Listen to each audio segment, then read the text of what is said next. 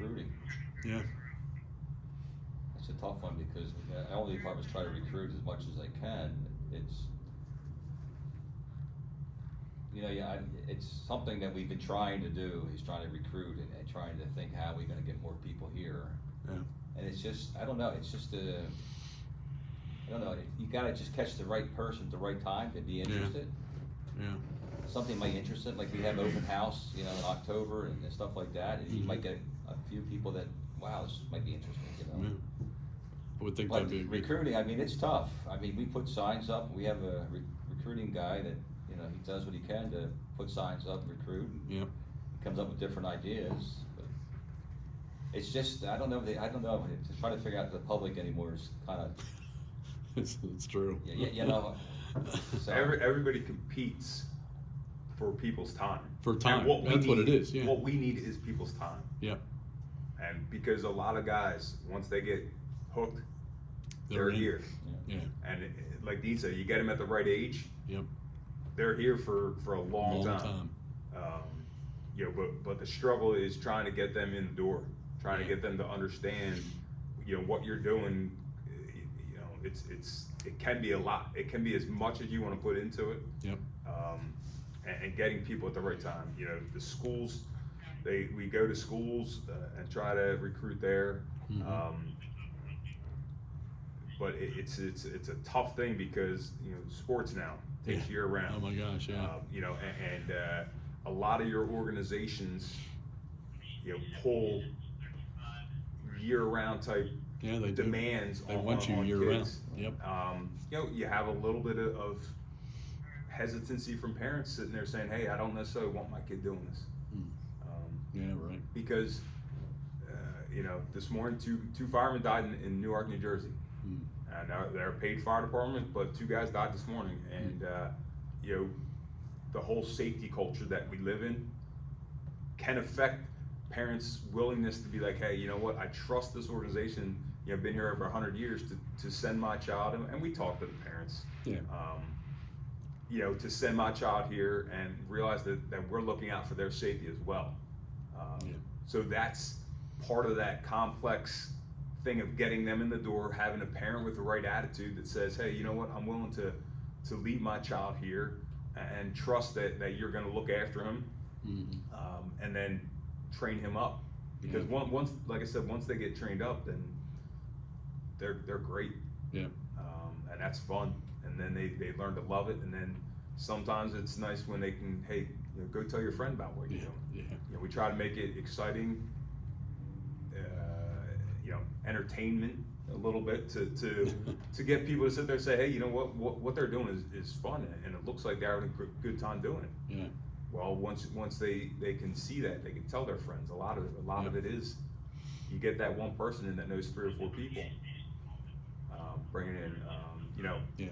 Boy Scouts is a great avenue to try to realize, because that's already an organization that some people start at a very young age. Yep. And then they can sit there and say, "Hey, let's," and we haven't had this happen, where a troop sent, guys down on one of their nights and comes down and talks to us. Because, Scott did it after Scouts. I was in Scouts and did it, and I was able to do both at the same time. But it's definitely the people that have those kind of activities, and like Scott said, that you have different opportunities here when you're into rope or you're into different things that you learn at Scouts. Well, that transpires. That transpires down to what we do. Yeah. And obviously working as a group for sure. So. Yeah. I mean, it's also like you were saying earlier, the camaraderie and the Social having aspect. social aspect of it, because my neighbor across the street, he was a rugby player and stuff, but he was looking for something a little more and saw me hanging out here or with the guys at our house, and he came over and started talking, and he drives the truck, so bring him over, and it's easy enough to get him driving. He knows all that aspects of larger trucks and vehicles, but it's the training on how to pump, how to run the aerial and stuff. And he is interested in doing the firefighting as Yeah. well. But trying to get somebody later in their 30s, when you ask them to, all right, well, it's going to be 200 hours within 6 months. So it's a big commitment Yeah. for somebody at our age, Yeah. but he's still holding on, and he likes hanging out, and he's come out to quite a few calls. So it's definitely something better to get in at a younger age, Yeah. but not impossible at an older age. Yeah. So, When you're able to, you know, convince somebody to join, what is it that kind of puts them over the top, would you say?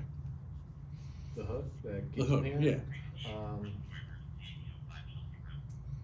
That it's like a brotherhood that you'll Yeah. always feel. Yeah. I think that's a powerful draw. You can offer up a gym, you can offer up going out to sporting events, you can offer up all that other stuff, t-shirts, hats, whatever. Yeah. It's after the end of the day, long day, you can have a group of guys that you call up and say, hey, I need to talk to you, or need help, or I need this, that. They're always gonna be there. Yeah. Any of these guys sit next to me, any of the guys that I go on a truck with, they're brothers. Hmm. Yeah, it's once you get into it and you start going to calls, and you know, it has that ability to sit there and say, man, this is great. You know, how many kids' toys are fire trucks? Yeah. Well, you know, we're all kids by heart, and you know, now we're all big fire trucks, and you know, yeah, I can remember the first time, you know, I got a call and I could run down to the firehouse. You know, it gives that pull, and then once you're on there, you realize that, hey, you know, we can actually make a difference. Yeah. You know, it deep down inside, it is something that says, hey, you know what we did made a difference in this person. Yeah. And occasionally, there's people that join because of an incident that they were either aware of or heard of locally, that sits there and says, hey, you know what? These people helped me, now it's my turn to help somebody else. Those are few and far between, as we said earlier, about cultural and you know, just the dynamics of our local, the demographics. It has changed. You know, that still seems a little bit farther reach, but you know, I think in general with recruitment, to get people at a young age to buy into it and to have the dedication, because there's a lot of stuff pulls for people's time. Yeah.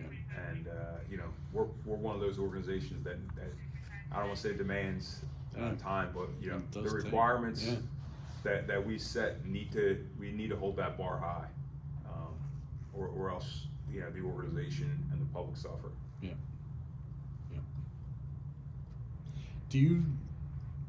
Is there a report or reporting that you do, or some other way that you quantify your impact on the community? So between call volume and stuff, there's always gonna be a number of man hours behind all that. Yeah. So everything can come down to a billable price if you're considering it. So Right. if you look at what the fire tax would be from the township versus, sorry, if you consider what the fire tax is on the township versus what it could be if it was a paid department, yeah, it's night and day considerable Yeah. difference. I'm sure it is. I'm sure it is. Yeah, I mean, you look at a lot of the apparatus, the building, you know, the tangible assets that we have as an organization are always needed. You know, and what changes is, you know, the people that need to put the gear on and go. Right. And you know, that's the quantifier to sit there and say, hey, this is what we need to do to meet our obligations. Right. Talk about the business of running a fire department.